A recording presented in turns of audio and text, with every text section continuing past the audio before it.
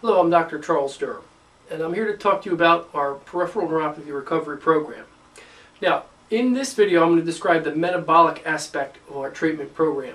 The bulk of the video will be on the mechanical aspects of treatment here in the office, but what I'm going to be doing before and after the video is describing how we treat peripheral neuropathy metabolically. So stay tuned after the regular video for a description of the metabolic aspect of our treatment plan. So I'm here to describe how we treat peripheral neuropathy from a metabolic perspective. And it's important to understand that you have to treat peripheral neuropathy from both a neurological mechanical component and a metabolic component. So first thing we do is a very complete set of blood work. That includes a CBC, a complete blood count, and with differential, a complete metabolic panel, a lipid panel, and a thyroid panel. Now, the traditional blood work that you get every 6 months or so from your family doctor usually has a Chem 7, we do a Chem 24. If you use it as a TSH, we do a T7, which is 7 different tests plus the autoantibodies. So our blood panel is extremely thorough, and it uses what's called a functional blood chemistry analysis range. In other words, we use a very tight perspective that's based on the average of healthy people, not on the average of diseased people, which is what you see in the laboratory range. Okay? Now, they are bell curved and they're based on the average of everybody who gives blood. So if you ever go into the waiting room of a Quest or a LabCorp, you'll frequently see very ill people there. So every decade, the laboratory ranges get wider and wider to allow for how unhealthy our society is becoming. The functional blood chemistry analysis range is the average of all healthy people who do not have need for medications, have no obvious symptoms, and have no obvious disease processes. And these people were studied by clinical chemists and functional medicine doctors, and their averages allow us to understand what a healthy person should be. So variations from the functional normal indicate metabolic breakdowns before they become full-blown diseases that require intervention by a medication. So these are the fine-tuning areas that we see here. Abnormally low or high values are frequently like the warning lights on your dashboard. If your check oil light comes on, chances are you're about 2 quarts low.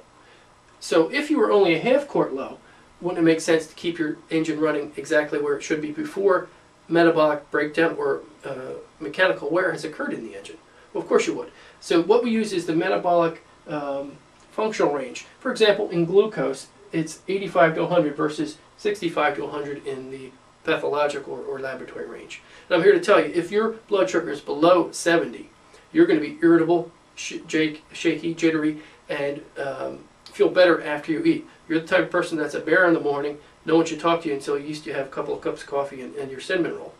Well, that's just one value, glucose, and that applies to many, many values. So we apply a tighter range, and we use what's called a metabolic assessment form to get an understanding of the metabolic breakdowns that may be occurring in your bloodstream. Right? So we use very, very thorough blood chemistry analysis. We also use what's called an adrenal stress index. The adrenal stress index is a salivary sample that's given every few hours throughout the course of a day. And what we're looking for is, first and foremost, how much cortisol you have in your bloodstream at any said time. And cortisol should be highest at 3 in the afternoon. It should be at lowest at 3 in the morning.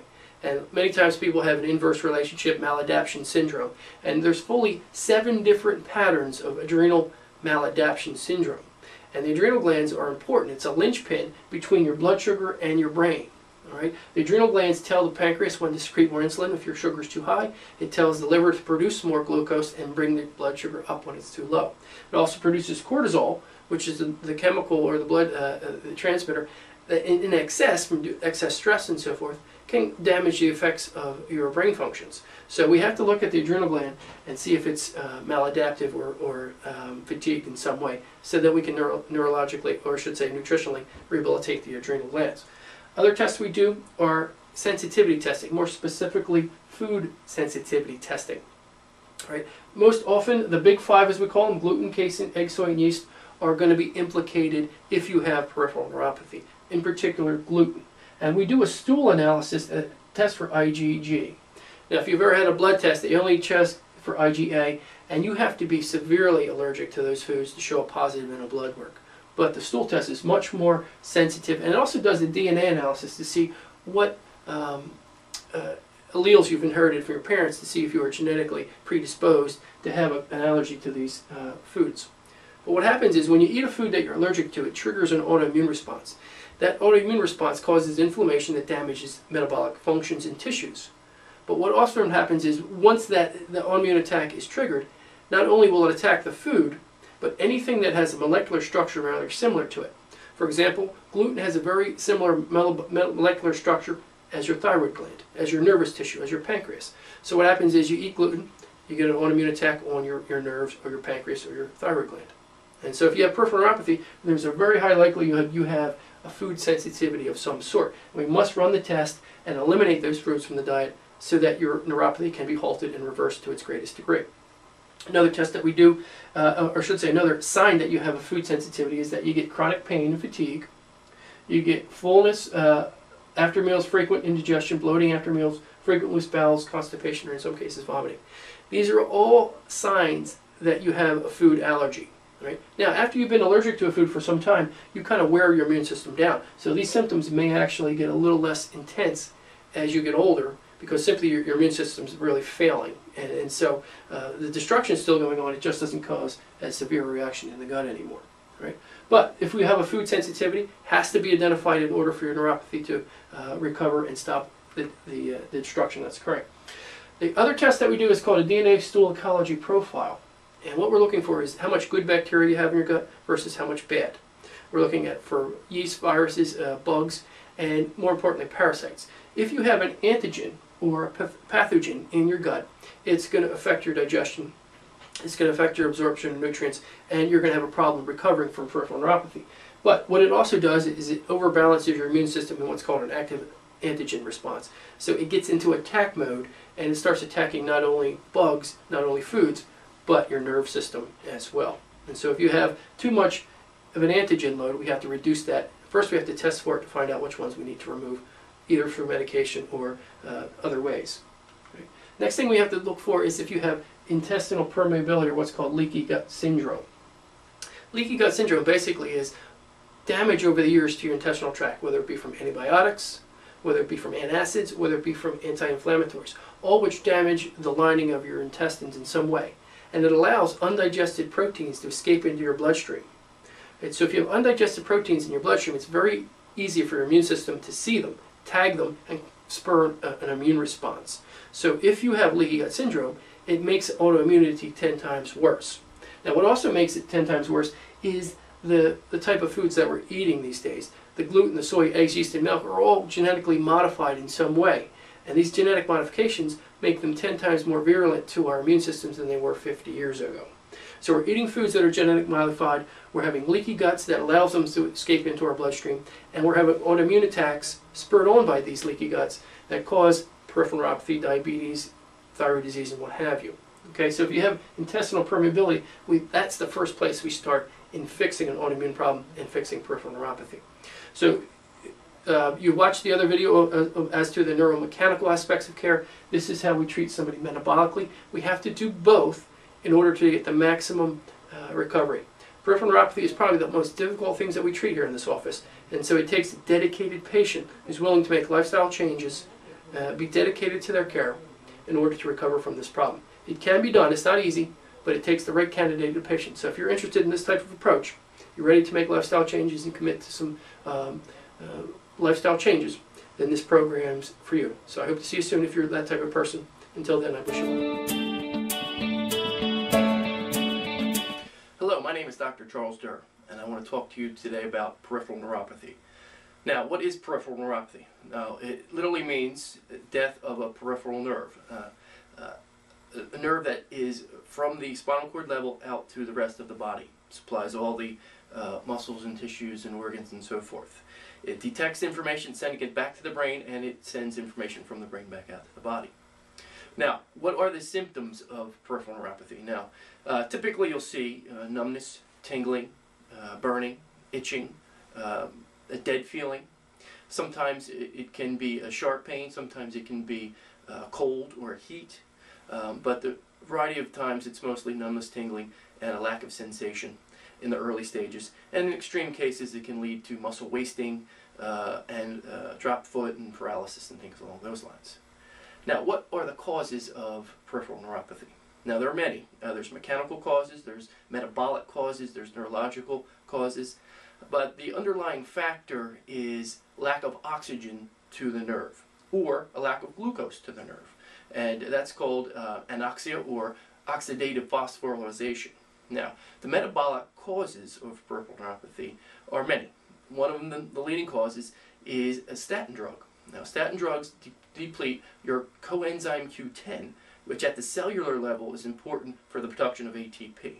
So if your body can't produce these cellular regenerative enzymes, then there's a lack of oxygen, there's a lack of growth, and the nerve begins to wither. Now, some other metabolic causes of this are sometimes what's called hypochlorhydria, which means a decrease in stomach acid, and frequently caused by antacids or just the aging process and poor health. But what happens is you lack the nutrients and B vitamins and so forth to have adequate hemoglobin hematocrit numbers, and your body's ability to deliver oxygen to the body is decreased. So your oxygen saturation levels are below normal. Now, the peripheral nerves, and usually it's in the feet and the lower legs that we begin to see this, is the farthest distance from the heart. So obviously if you have a problem with carrying oxygen in your cells and your arteries aren't as efficient as they were, the body's capacity to carry oxygen and glucose down to the feet and so forth is compromised. So unfortunately, a lot of times we see what's called a subclinical anemia. And frequently, unfortunately, we'll see people with peripheral neuropathy who are often on a statin drug. They're often on a blood pressure drug, and they're often taking antacids. Now, the problem with blood pressure medication is that it may reduce the risk factor of having a stroke, but if you're having oxygen saturation problems, your saturations aren't as high as they should be, either due to anemias or some other factors, and your body tries to increase blood pressure to produce more oxygen delivery because you're not as efficient, and then you artificially decrease blood pressure, your oxygenation to your cells then will be suffering. And frequently that is an underlying cause of the peripheral neuropathy. Now, there are also mechanical causes: spinal stenosis, degenerative arthritis of the spine, bulging and herniated discs, pinched nerve and sciatica, all can be a cause of that. And they can physically compress the nerve, block the blood flow, block the oxygenation and glucose to the nerve. And if it's a mechanical cause, it's generally the most treatable. But what I found is generally most people have multiple causes: mechanical, metabolic, and neurological. Now, diabetics frequently have neuropathy because they have too much glucose in their bloodstream and it forces out oxygen. And so there's not enough oxygen getting into the cells. Obviously, it can't operate and it starts to die, literally. So the underlying cause of peripheral neuropathy is lack of oxygen, lack of glucose to the cells, to the nerve itself. And the nerve has its own specialized blood supply, and it has actually its own nerve supply. So it can monitor its own ability to keep a track of its own oxygen and glucose. But when it becomes compressed, it frequently then cannot get the oxygen down to the deepest part of the cells in the feet and the lower legs. Now, there's also another mechanical cause called adverse neural tension. And this literally means that your nerves are being stretched or taut to the point where they have reduced their cross-frictional area. So if you imagine a Chinese finger torture, if you pull that finger toy apart, the cross-sectional area gets smaller. So if that nerve is actually being stretched, it becomes thinner and it's harder to get circulation in and out through the nerve. Right. So these are just some of the most common causes of peripheral neuropathy. So our approach to treating peripheral neuropathy is both metabolic, neurological, and mechanical. So metabolically, we want to send you out for a complete blood work. We want to check for subclinical anemias, digestive or hypochlorhydria signs, blood sugar disorders, whether it be insulin resistance or hypoglycemia, or in fact if you do have diabetes. We want to look at the medications you're taking to check to see if you're taking a statin, to see if you're taking an antacid, see if you are taking a high blood pressure medication. And from there we will do a nutritional analysis of your blood work to recommend nutritional changes in your diet and lifestyle, and prescribe some specific nutrients and supplements to help you reduce the needs for statins, blood pressure, and antacid medications. We will then monitor your progress with repeated blood work and see how that part of the situation is going. Now, another big treatment protocol that we have is very unique here is glutathione treatment. Now, glutathione is your body's most intense, powerful antioxidant. And it's produced at a certain level. But if your body is overloaded with toxins and inflammation and free radicals, it becomes overburdened and your body loses its ability. So if you have toxic liver or what have you. So supplementing glutathione is critical for cellular regeneration, stopping oxidative phosphorylation and free radical damage, and in particular, healing nervous tissue. So what we do is we use 3 delivery methods of glutathione. We do it via nebulizer. Now, you can take capsules of glutathione, but they are broken down in the stomach and they won't be absorbed in the body. So we use a nebulizer. We actually have steam inhalation of the glutathione. We also have a cream that we put directly on the affected extremity and heavy massage in, and it's absorbed transdermally. And we also have a suppository option, which is highly absorbable and is also an option for people who have lung problems. But glutathione treatment is one of the cornerstone treatments for nerve tissue damage, and we have an excellent delivery system for that. Now, another treatment modality is oxygenation. Now, we use oxygen concentrators to increase your saturation of oxygen. So if you have decreased hematocrit hemoglobin, you have a problem with your tissue saturation, we will monitor that and give you concentrated oxygen to increase oxygenation to the cells there. So our metabolic approach is to do complete blood work, analyze dysfunctions, recommend nutrients and lifestyle changes, and supplement with oxygen and glutathione. That's our metabolic approach. Now, our neurological and mechanical approach is to look at the lower spine to see if there's degenerative disc disease, spinal stenosis, bulging and herniated discs, and what have you. And one of the most effective ways to combat that is decompression therapy. Now, decompression is a way to treat the lower discs to improve circulation, improve hydration, and decrease bulged and herniated discs.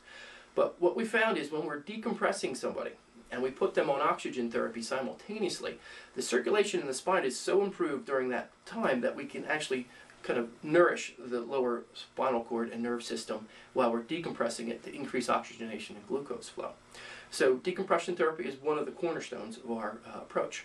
But while you're on decompression and you're breathing oxygen simultaneously, we also have you on a vibration device for the feet. And vibration is great stimulation for the lower nervous system. So you're getting decompression, oxygen, and vibration simultaneously. It's a very effective way of increasing stimulation and nutrition to the nerves in the spinal cord. Another great method is laser light therapy. Now we have 2 delivery modes. We have a pad and a probe, which we will use on your lower spine to treat the source at the spinal cord level.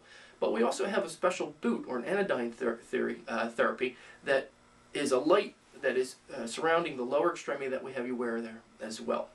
And we use the light therapy, laser, and oxygen decompression. In addition, we also do corrective chiropractic care for misalignments of the spine, and we do neurological rehabilitation. So what we'll do is examine you, we'll find that you have a neurological deficit on one or other side of the body, and we will do neurological brain-based rehabilitation as well. Now, another key component to our protocol is nerve mobilization. Now, nerve mobilization is just as it sounds. The nerve comes out the lower back and down into the legs, and it crosses through a lot of fascia, a lot of tissue, a lot of muscle, and it can get caught in old injuries like a hamstring pull or a bruise or a broken leg or shin splints or what have you. And what we'll do is test you for these adverse neural tension points. And we have a specially trained massage therapist who will spend enough time as necessary in repeated sessions to actually mobilize the nervous system, whether it be with cross-tissue cross-frictional massage, specialized stretching, and we will actually flush the nerve and stretch it and free it up into its adhesions. And so now the nerve is gliding, it is relaxed, and there's slack in it. It will improve the circulation and it will improve the nourishment in there. All right. So on a typical visit, what we would do is first examine our patients. So the exam would include reviewing all recent blood work or sending out for a complete blood panel. We would check for anemias, we would check for blood sugar disorders, we would check for digestive disorders, we would check for your hemoglobin, hematocrit scores, and we would check your tissue saturation of oxygen and your tissue perfusion. So what we do is see how much capacity you have to carry oxygen and how good the delivery system is. And what a good delivery system is a 3.5 to 4.0 perfusion and a 98 to 100% saturation. Frequently, our peripheral neuropathy patients have perfusion scores less than 1, and that's very poor circulation. And their saturations are 96, 94, 92, and so forth. And this is frequently, unfortunately, caused, like I said, by anemias caused by lack of acidity in the stomach, caused by antacids, high blood pressure medication, and unfortunately, statin drugs. Now, I advise you not to go off these medications without consulting your doctors, or more importantly, not understanding why the medication needs are there and addressing them before you lower those medications. So our protocol works slowly over time to wean off of medication. It should never be done by yourself suddenly without the supervision of your physician. All right? So I just want to make that clear. But after we examine you, we also do a neurological exam where we will have a scoring system developed in Toronto that will grade all the peripheral nervous tissues sensibilities: cold, prick, warm, touch, vibration, and so forth. And a perfect score is 76, so we'll grade you against that score, and we'll be able to monitor that on successive examinations to see how your neuropathy is improving. So after we do the initial blood work, we'll also do the mechanical exam. We'll review your MRIs, we'll take x-rays, we'll do a neurological, mechanical, and metabolic review of your systems, and come up with a protocol and recommendation for care. But if we accept you as a patient for care and you're a good candidate for the program, we'll first go over the nutritional recommendations to manage your case on the home front, both including nutritional supplements and diet changes. We will then recommend glutathione therapy to do at home. And then here in the office, our typical protocol would be for a patient to come in, lay down on a chiropractic bench, and will receive a chiropractic adjustment to realign the spine, decrease muscle tension, and neurologically balance the cerebellum. After that session of a few minutes, you will be then sent over to receive decompression therapy. Now, decompression lasts about 10 to 12 minutes. While you're being pulled and relaxed, you'll be breathing concentrated oxygen and receiving vibration. After that session, you will then lay on a laser pad for the lumbar spine and also receive some additional vibration for 10 minutes. And then you will receive the anodyne or the boot laser therapy directly on the feet to circulate and re-stimulate the nerve growth in those areas. While you're receiving the anodyne or the boot therapy, you also will be receiving concentrated oxygen in addition. So our program is very comprehensive, both here in the office and at home. And if you're a good candidate and you're interested in learning more about this, please call the number on this website, and we'll be happy to discuss it with you further if you'd like to get examined. Thank you very much.